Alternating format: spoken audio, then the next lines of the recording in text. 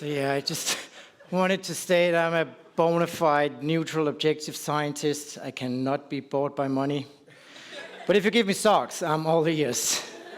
No, Phage Genomics, they're nice guys too. First, I don't have my name on this title slide because, like most other PIs here, I'm really presenting the work of all the hardworking PhD students, master students, postdocs in the team. So this is basically from all of us in the Applied Hologenomics group.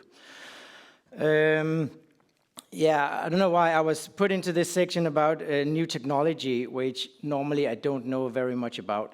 But we are starting to then try and learn something about this thing called epigenetics, because we think it might be a nice direction for us. But first, I will just have a small postcard, a greeting from the past 5-6 years of our research. It's mainly been out in the wild, where we've studied a lot of microbiome stuff in salmon. So, for instance, we have shown that salmon they have like this one mycoplasma, and it strongly correlates with the size of the salmon or the health status of the salmon. So we know there's definitely some dynamics going on here with the health of the salmon and certain microbes. Jaela, who you heard from earlier, has also worked on fish. We know that from our GWAS analysis that there are certain genes in the salmon genome, including long non-coding RNAs, that are strongly associated with the presence of certain bacterial genomes in the salmon. You heard from Jakob yesterday. We have also then looked at the wild populations of salmon, and we know that there are these certain microbes that show this very strong pattern of co-divergence. So basically, when you do population genetic structure on the microbes, it mimics those of the host salmon.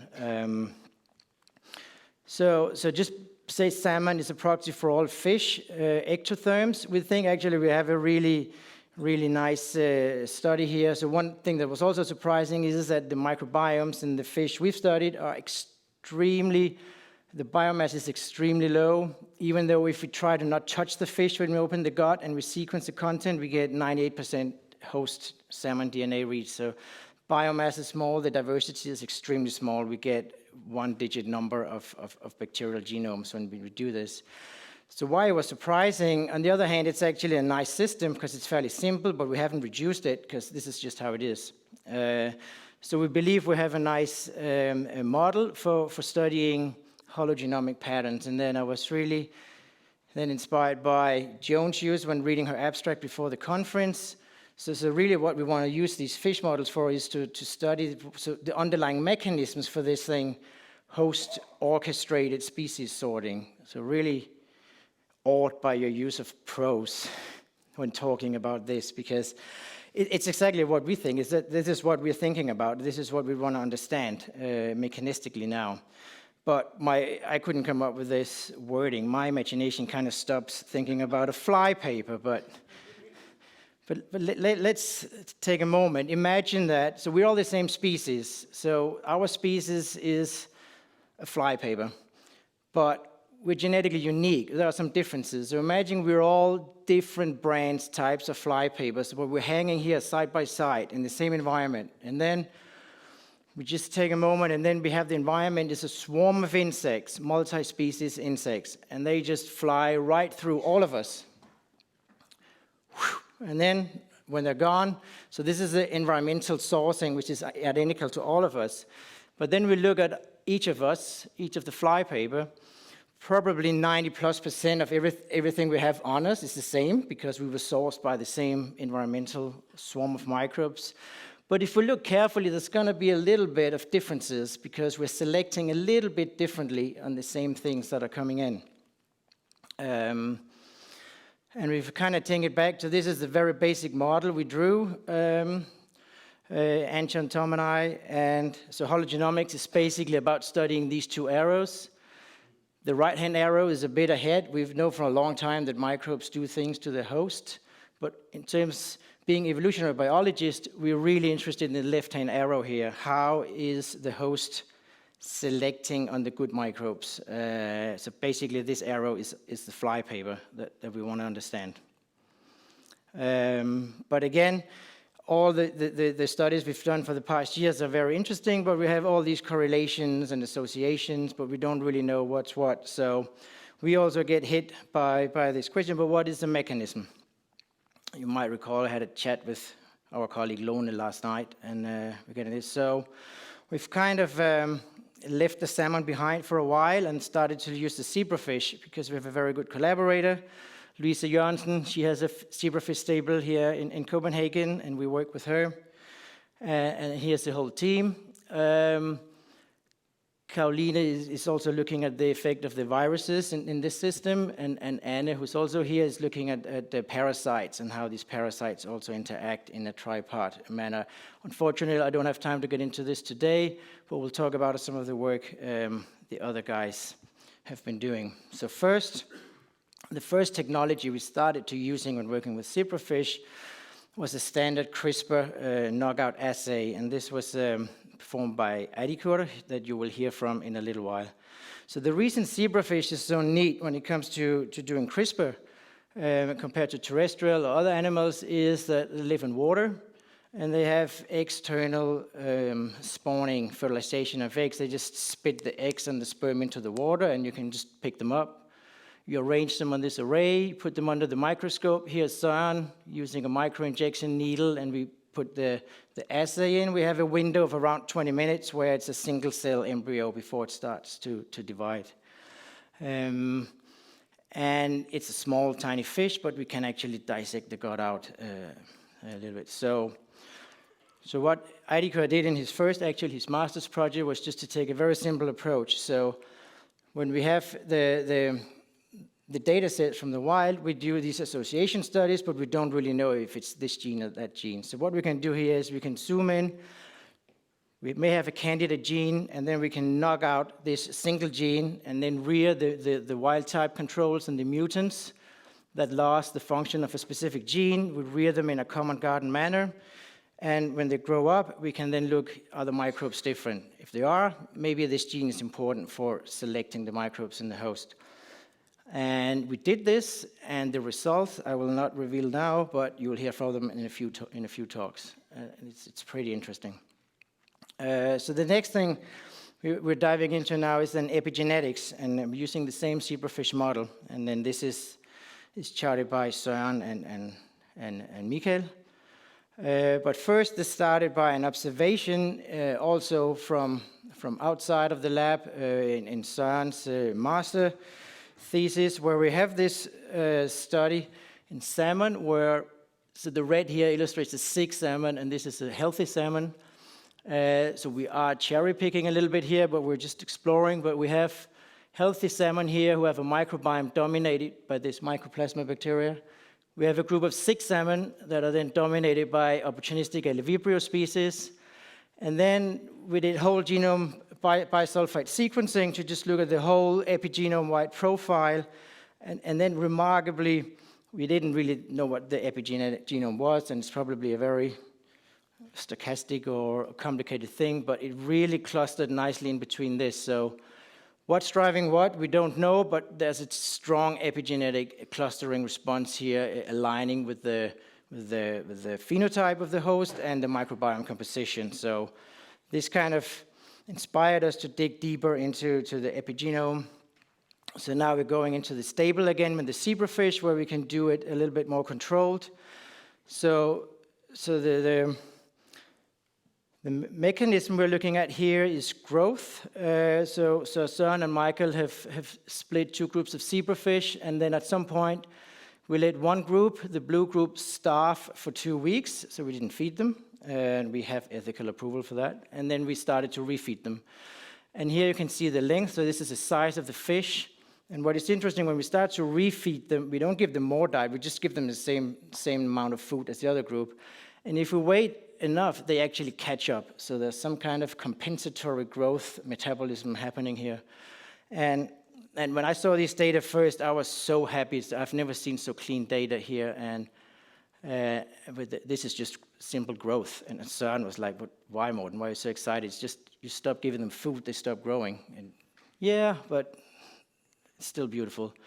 And it's even more beautiful because what we did then, we sampled all these fish, We used Nanopore long-read sequencing, high depth, and what's cool about Nanopore sequencing is you get the genome of the zebrafish, you get the metagenome of the gut content, and you get the methylome, so the whole epigenome, methylome of the genome in one sequencing run.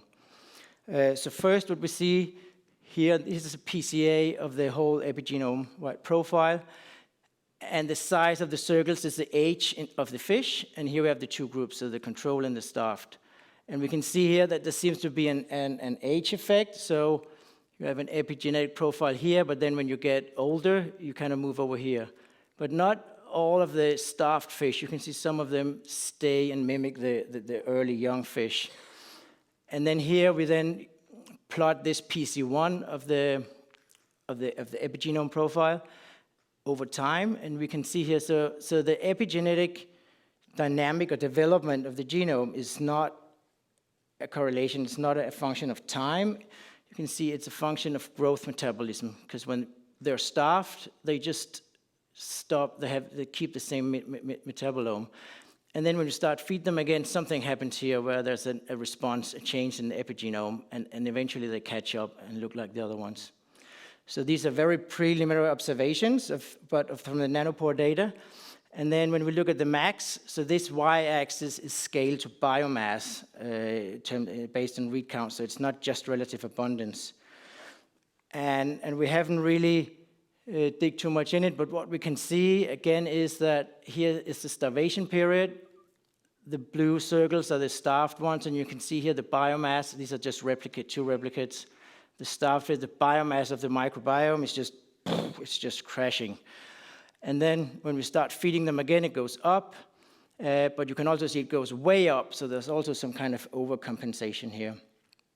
These are fairly new data, but the next stage is now to try and stitch all this together and then try to figure out, is there actually a crosstalk here? Are some of these things linked and potentially explaining each other?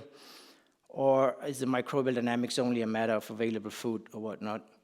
But we're pretty excited about this because we know we have some of the well-known core microbes of zebrafish represented here.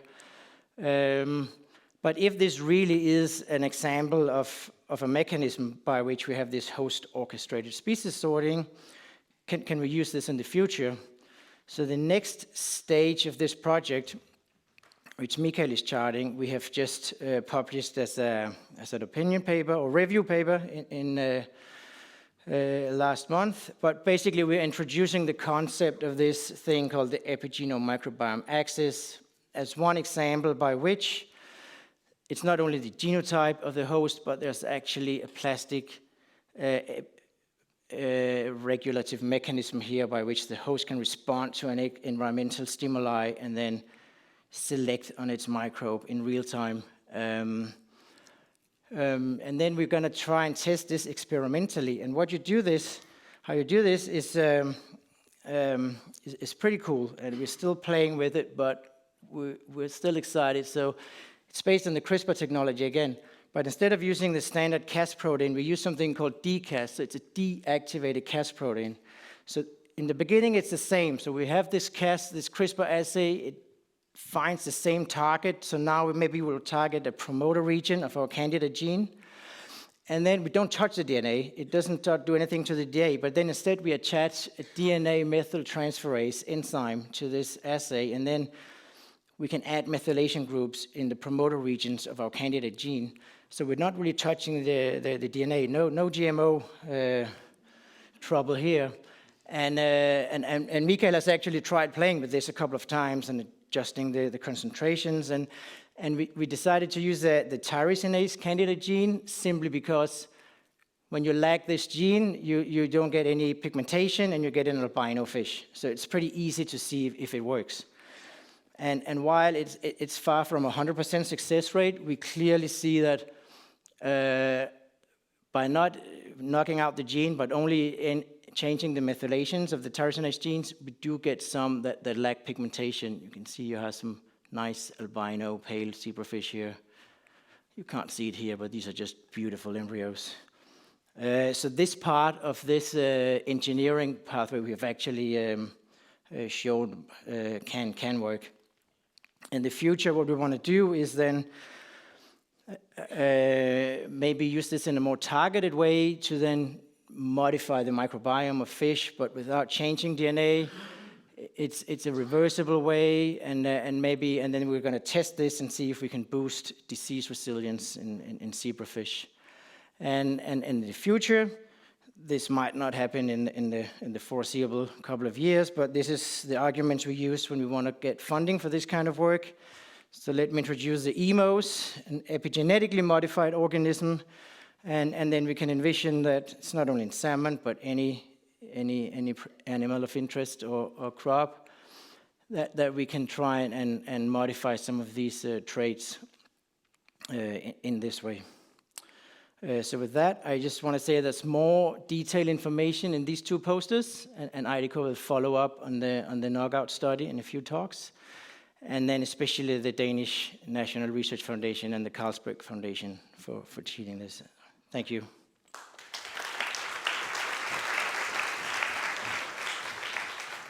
Thank you, Morten. We have time for a few questions. Yes. Thank you. Really, really cool. So with regard to gene expression, as a function of epigenetics, you have the same group before and after. You can actually see the change in epigenetics. Can you actually look what genes are being differentially transcribed as a function of the change in epigenetics?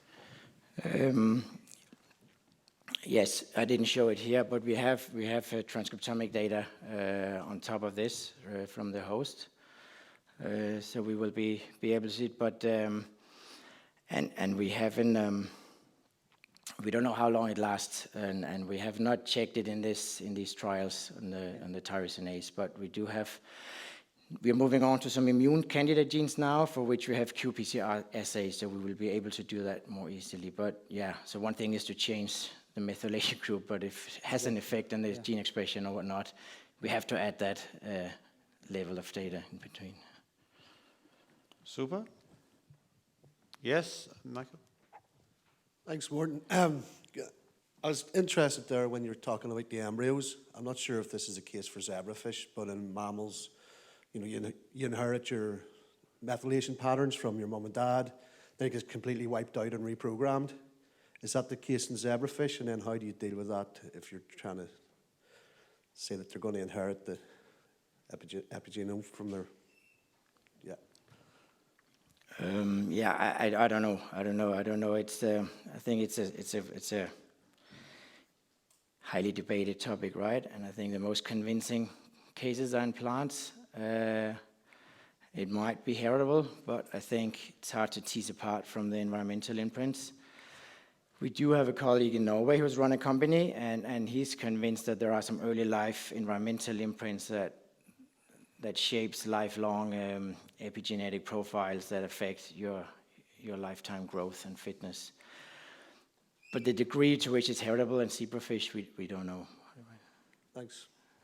Super. With that, we should probably go on. So thank you again, Morten. Thank you.